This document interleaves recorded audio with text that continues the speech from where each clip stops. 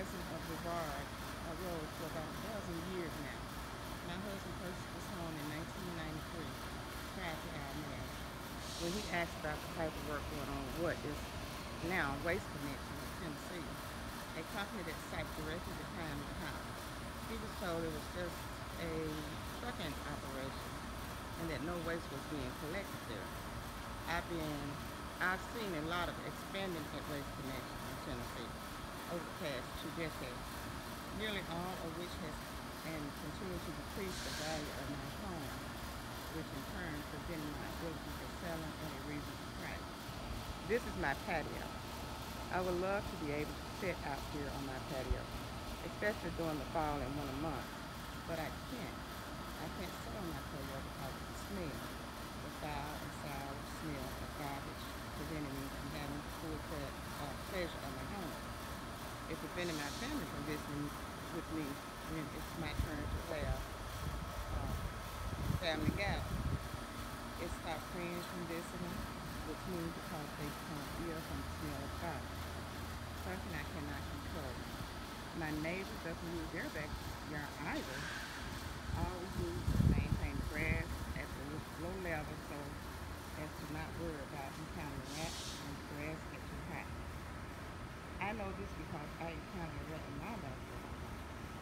My grass wasn't high, but the sound of a rat that large sent me running to my neighbor's house for help, leaving my home wide open. Unexpected visitors from Burma and not fun. Over the years, the health department has put bait stations in. The rat eat the bait and come right there in my backyard. Why am I expected to remove rat carcass? They are a problem for Waste Connection of Tennessee, not my pets. I never forgot the horrible looking snake skin I found one year. I guess the snake slipped out of its old skin in my yard and escaped to my next door neighbor. Never to be seen by my eyes at all. Raccoon, possum, mice, bird, or prey. You name it, I've had to deal with it. And you think I want Waste Connection to stinging? Well, no, of course not.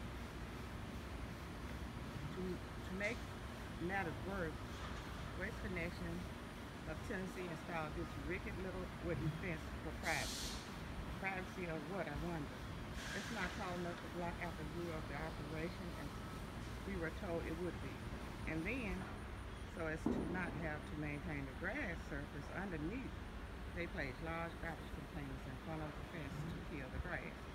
They never cut the grass until we called to complain, and now they line our back fence with commercial refuse containers to prevent the grass from growing. Oh, maybe that's a new style of decoration. And whose decision was it to plant wild kazoos? Waste Connection of Tennessee. We certainly wish you would have prevented it from taking over the lawn instead of increasing the burden it caused us to do so, with no compensation for our trouble.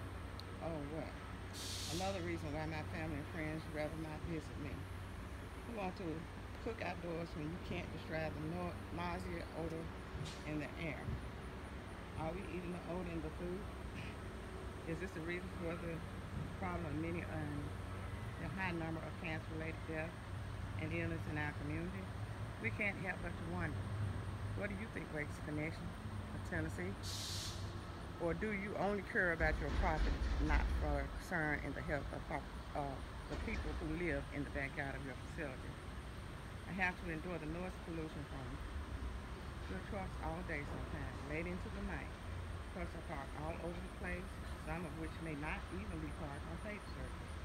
Yet there is never any violation reported to the code enforcement. Nothing is ever done when we call 311.